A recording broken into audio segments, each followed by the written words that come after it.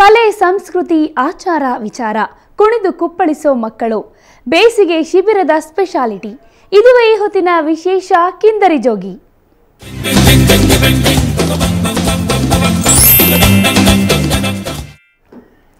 ರಜೆ ಅಂದ್ರೆ ಯಾರಿಗೆ ತಾನೇ ಇಷ್ಟ ಆಗಲ್ಲ ಹೇಳಿ. ಅದರಲ್ಲೂ ಬೇಸಿಗೆ ರಜೆ ಬಂತು ಅಂದ್ರೆ ಮಕ್ಕಳಿಗೆ ಮಜವೋ ಮಜಾ. ಯಾಕಂದ್ರೆ ರಜೆಯಲ್ಲಿ ಅಜ್ಜಿ ಮನೆ ಸೇರಿ ಕುಣಿದು ಕುಪ್ಪಳಿಸೋ ಕನಸು ಕಾಣೋ ಮಕ್ಕಳೇ ಹೆಚ್ಚು. ಇಂತಹ ಮಕ್ಕಳಿಗಾಗಿ ಇಲ್ಲೊಂದು ಶಿಬಿರ ಉದಯಿಸಿದೆ. ಅಲ್ಲಿ ಏನೇನಿದೆ, ಏನೇನೆಲ್ಲ ಕಲಿತಿದ್ದಾರೆ ಅನ್ನೋದನ್ನ ತಿಳ್ಕೋಬೇಕಾದ್ರೆ ನಾವು ಆ ಶಿಬಿರಕ್ಕೆ ಹೋಗಲೇಬೇಕು.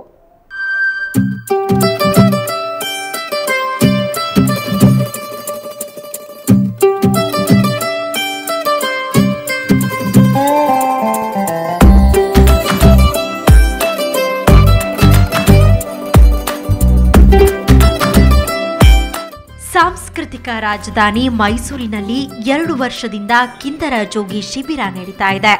6 ವರ್ಷದಿಂದ 16 ವರ್ಷದ ಮಕ್ಕಳು ನಲಿದು ಕುಣಿದು ಕುಪ್ಪಳಿಸುತ್ತಾ ತಮ್ಮದೇ ಲೋಕದಲ್ಲಿ ವಿಹರಿಸುತ್ತಿದ್ದಾರೆ.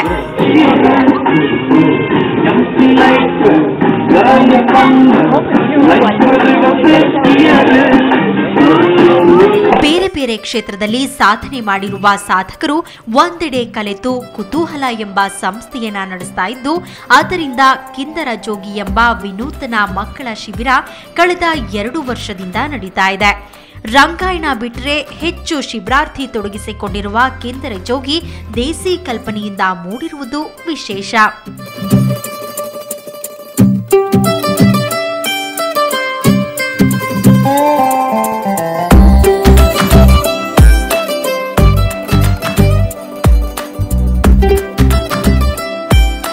ಸರಿ, 2 ವರ್ಷಗಳಿಂದ ನಾವು ಕಿಂದರ ಜೋಗಿ ಶಿಬಿರ ನಡೆಸ್ತಾ ಇದ್ದೀವಿ. ಕಿಂದರ ಜೋಗಿ ಶಿಬಿರದ ಎಕ್ಸ್ಪೀರಿಯನ್ಸ್ ಹೇಳಬೇಕು ಅಂದರೆ, ತುಂಟು ಮಕ್ಕಳು ಇದ್ದಾರೆ, ಒಳ್ಳೆ ಮಕ್ಕಳು ಕೂಡ ಇದ್ದಾರೆ. ಆದರೂ ಅದ್ಭುತವಾದಂಥ ಒಂದು ಎಕ್ಸ್ಪೀರಿಯನ್ಸ್ ಇದು. ಸಾಕಷ್ಟು ಕಲಿಯೋಕ್ಕಿದೆ, ಸಾಕಷ್ಟು ಹೇಳ್ಕೊಳಕ್ಕೆ ಕೂಡ ಇದೆ.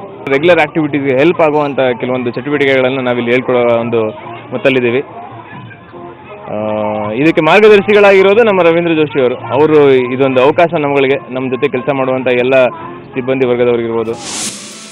ಬೃಹತ್ ಆಲದ ಮರ, ಅತಿ ದೊಡ್ಡ ಮೈದಾನ, ಜೊತೆಗೆ ಮಕ್ಕಳಿಗಾಗಿಯೇ ನಿರ್ಮಿಸಲಾದ ಗ್ರಾಮೀಣ ಶೈಲಿಯ ಹಟ್ಟಿಗಳು ಹಾಗೂ ವಾತಾವರಣ ಇಡೀ ಶಿಬಿರಾರ್ಥಿಗಳನ್ನ ಅದ್ಭುತ ಕಲ್ಪನಾ ಲೋಕಕ್ಕೆ ಕೊಂಡೊಯ್ಯುವುದು ಕಿಂದರ ಜೋಗಿಯ ವೈಶಿಷ್ಟ್ಯ. ನಾನು ಕಿಂದರ ಜೋಗಿ ಶಿಬಿರದಲ್ಲಿ ಪಾಲ್ಗೊಂಡಿದ್ದೀನಿ. ನಾವು ಸುಮ್ಮನೆ ಮನೇಲಿ ಕುತ್ಕೊಂಡು ಕಂಪ್ಯೂಟರ್ಗೆ ಮೊಬೈಲಲ್ಲಿ ಆಟ ಆಡ್ತಾ ಇರ್ತೀವಿ. ಅದ್ರ ಬದಲು ನಾವು ಈ ಶಿಬಿರಕ್ಕೆ ಬಂದು ನಾನು ಎಲ್ಲ ಥರದ ಆಟನೂ ಕಲ್ತಿದ್ದೀವಿ. ಎಕ್ಸಾಂಪಲ್ ಕೊಡಬೇಕು ಅಂದರೆ ಗಿಲ್ಲಿ ದಾಂಡು, ಅಲ್ಗುಳಿ ಮೈ ಎಲ್ಲ ಕಲ್ತಿದ್ದೀವಿ. ಕುಂಟು ಬೆಲೆ, ಲಗೋರಿ, ಯಾವ ಥರ ಆಟ ಇವೆ ಎಲ್ಲ ಕಲ್ತಿದ್ದೀವಿ. ನಂಗೆ ತುಂಬಾ ಇಷ್ಟ ಆಯಿತು. ತುಂಬಾ ಎಂಟರ್ಟೈನ್ಮೆಂಟ್ ಆಗಿದೆ. ನಂಗೆ ತುಂಬಾ ಇಷ್ಟ ಆಯಿತು. ಎಲ್ಲ ವಾಲಂಟಿಯರ್ಸ್ ಚೆನ್ನಾಗೆಲ್ಲ ಹೇಳ್ಕೊಡ್ತಾರೆ. ನಾವೇನಾದ್ರು ತಪ್ಪು ಮಾಡಿದ್ರೆ ಹಂಗೆ ಮಾಡಬಾರ್ದು, ಹಿಂಗೆ ಮಾಡಬೇಕು, ಬೈಯಲ್ಲ ನಮಗೆ. ಯಾರಿಗೂ ಏನು ಅಂದರೆ ಅರ್ಟ್ ಆದಂಗೆ ಮಾತಾಡಲ್ಲ. ನಮಗೆಲ್ಲ ಒಳ್ಳೆ ರೀತಿ ಹೇಳ್ಕೊಡ್ತಾರೆ. ನಗರದ ಸ್ಕೌಟ್ಸ್ ಅಂಡ್ ಗೈಡ್ಸ್ ಮೈದಾನದಲ್ಲಿ ಶಿಬಿರ ಆಯೋಜಿಸಿರುವುದರಿಂದ ನಗರದ ಎಲ್ಲಾ ಭಾಗಗಳಿಂದ ಮಕ್ಕಳು ಒಂದೆಡೆ ಕಲಿಯಲು ಅವಕಾಶವಾಗಿದೆ. ಜೊತೆಗೆ ನಿರ್ದೇಶಕರ ಸಂಪರ್ಕದಿಂದಾಗಿ ರಾಜ್ಯದ ಹೆಸರಾಂತ ಸಾಧಕರು ಈ ಶಿಬಿರದ ಮಕ್ಕಳೊಂದಿಗೆ ಸಂವಾದ ಹಾಗೂ ಆಟ ಪಾಠಗಳಲ್ಲಿ ಬೆರೆತಾ ಇರುವುದು ವಿಶೇಷ.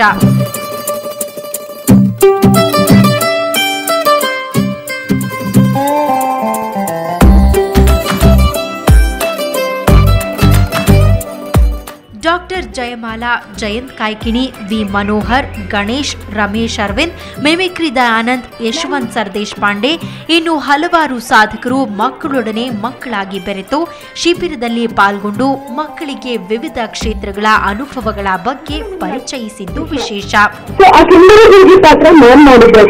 ಪ್ರತಿ ಸಲ ನಾನು ಏನಾದ್ರೂ ಊರಿನವ್ರಿಗೆ ಪಾಠ ಕಲಿಸ್ಬೇಕು ಅಂತ ಟಿಸಿ ಹಿಡ್ಕೊಂಡು ನನಗೊಂದು ಹಾಡಿತ್ತು. ಅದರಲ್ಲಿ ಲಾ ಲಾ ಲಾ ಲಾ ಲಾ ಲಾ ಲಾ ಅಂತ ಹೇಳ್ಬೇಕು. ಇಡೀ ನಾಟಕ ನಮ್ಗೆ ಅಷ್ಟೇ ಇತ್ತು ಹೇಳೋದಕ್ಕೆ.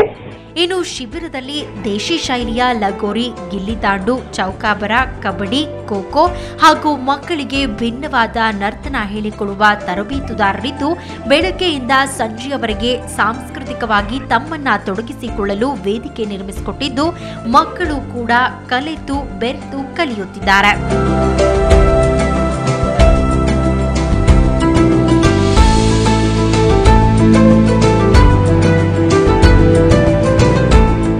ಶಿಬಿರದಲ್ಲಿ ಸುಮಾರು 250 ಮಕ್ಕಳು ಪಾಲ್ಗೊಂಡಿದ್ದು 22 ದಿನಗಳ ಈ ಶಿಬಿರಕ್ಕೆ ಪ್ರತಿ ಶಿಬಿರಾರ್ಥಿಗೆ 15,000 ರೂಪಾಯಿ ನಿಗದಿಪಡಿಸಲಾಗಿದೆ.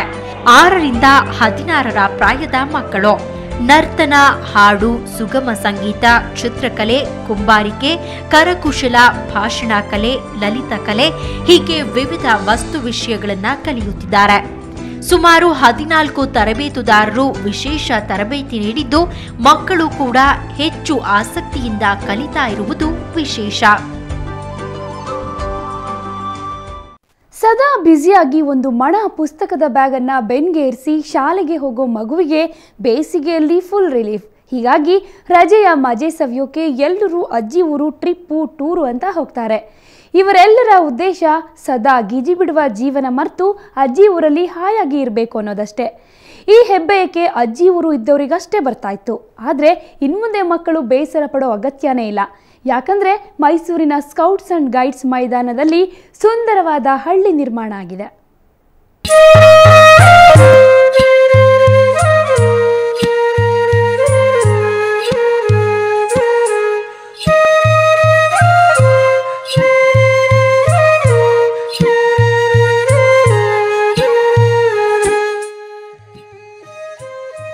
ಸುಂದರವಾದ ಪ್ರದೇಶ, ಬೃಹತ್ ಆಲದ ಮರ.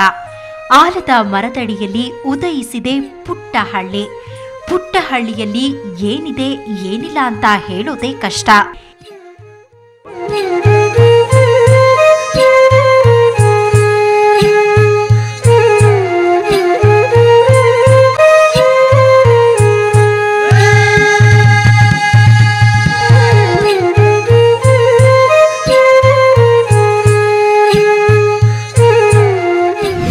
ಇಲ್ಲಿ ಮೊಟ್ಟ ಮೊದಲನೆಯದಾಗಿ ಕಿಂದರ ಜೋಗಿಯ ವೈಶಿಷ್ಟ್ಯ ಏನಂದರೆ ಮಗು ಸಾಂಘಿಕವಾಗಿ ಬೆಳೆಯಬೇಕು, ಜೊತೆಗೆ ಬೌದ್ಧಿಕವಾದ ಬೆಳವಣಿಗೆ ಆಗಬೇಕು. ನೋಡಿ, ಉದಾಹರಣೆಗೆ ಇಲ್ಲಿ ನಾವು ಹೋಳಿ ಅನ್ನುವಂಥ ಒಂದು ಹಬ್ಬ ಮಾಡ್ತೀವಿ, ಇಲ್ಲಿ ರಂಗಪಂಚಮಿ ಅಂತ ಮಾಡ್ತೀವಿ.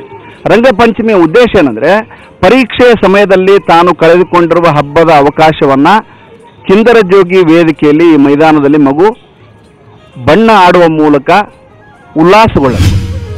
ಈ ಪುಟ್ಟ ಊರಲ್ಲಿ 4 ಹಟ್ಟಿಗಳಿವೆ. ಗ್ರಾಮೀಣ ಪರಿಸರದ ಜನತೆಯನ್ನ ಗೊಂಬೆಗಳ ಮೂಲಕ ನೈಜತೆಯಿಂದ ಅನಾವರಣ ಮಾಡಲಾಗಿದೆ. ಒಂದೆಡೆ ತಾಯಿ ಮಗಳ ಕೂದಲನ್ನ ಬಾಚುತ್ತಾ ಶಾಲೆಗೆ ಅಣಿಗೊಳಿಸ್ತಾ ಇದ್ರೆ, ಮತ್ತೊಂದೆಡೆ ಪಂಚಾಯಿತಿ ಕಟ್ಟೆಯ ಮೇಲೆ ಜಮೀನ್ದಾರರು ಹರಟುತ್ತಾ ಕೂರುವ ಶಿಲ್ಪಗಳಿವೆ. ಇನ್ನೊಂದೆಡೆ ಸೈಕಲ್ ಏರಿ ಸ್ಕೂಲಿಗೆ ಹೊರಟ ಮಗು ತಂಗಿಯ ಬೆನ್ನು ಚಪ್ಪರಿಸುತ್ತಿದ್ದಾಳೆ. ಮರದ ಮಧ್ಯೆ ಬಾವಿಯ ಮುಂದೆ ಯೂನಿಫಾರ್ಮ್ ಧರಿಸಿರುವ ಮಗು ಶಾಲೆಗೆ ಹೋಗುವ ಮುನ್ನ ಬಾವಿಯಲ್ಲಿ ನೀರನ್ನ ಸೇದುತ್ತಾ ಇದ್ರೆ, ಮತ್ತೊಬ್ಬ ಬಾವಿಯಲ್ಲಿ ಇಣುಕಿ ನೋಡ್ತಿದ್ದಾನೆ. ಇದೆಲ್ಲವನ್ನ ನೋಡಿದ್ರೆ ಜೀವಂತ ವ್ಯಕ್ತಿಗಳೇನೋ ಅನ್ನುವಂತೆ ಭಾಸವಾಗುತ್ತೆ.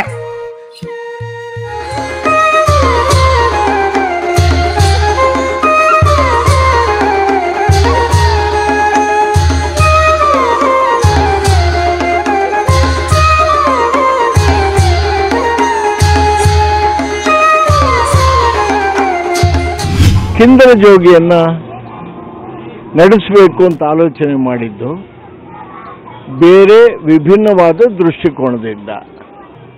ಬೇಸಿಗೆಯೆಲ್ಲವೂ ಕುಣಿಬೇಕು, ಹಾಡಬೇಕು, ನಲಿಬೇಕು, ಬೀಳಬೇಕು, ಎದ್ದೇಳಬೇಕು, ಓಡಬೇಕು ಇತ್ಯಾದಿಯನ್ನು ನಂಬಿದವು ನಾನು. ಬಣ್ಣ ಬಣ್ಣದ ಲೋಕ ಬಣ್ಣಿಸಲು ಸಾಲದು ಈ ಸಾಲು. ಇಂತಹ ಬಣ್ಣ ಲೋಕದಲ್ಲಿ ಈಗ 400 ಮಕ್ಕಳು ಕಾಲ ಕಳೆದಿದ್ದಾರೆ. ಬೆಳಗ್ಗೆ ಬಂದ್ರೆ ಸಂಜೆಯ ತನಕ ಆಡುತ್ತಾ ಕುಣಿಯುತ್ತಾ ತಮಗಿಷ್ಟವಾದ ಹಾಗೆ ತಮ್ಮದೇ ಆದ ಕಲ್ಪನಾ ಲೋಕದಲ್ಲಿ ವಿಹರಿಸುತ್ತಾ ಬೇಸಿಗೆಯ ಸವಿಯನ್ನ ಸವಿತಿದ್ದಾರೆ.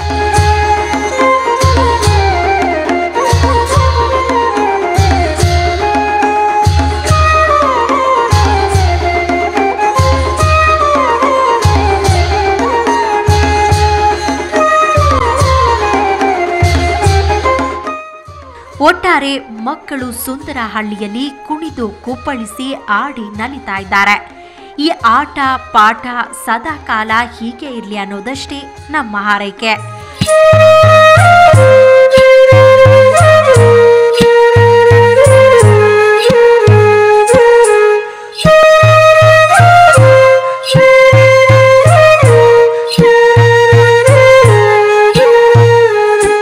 ರವಿ ಪಾಂಡವಪುರ, ಸುವರ್ಣ ನ್ಯೂಸ್ 24/7 ಮೈಸೂರು.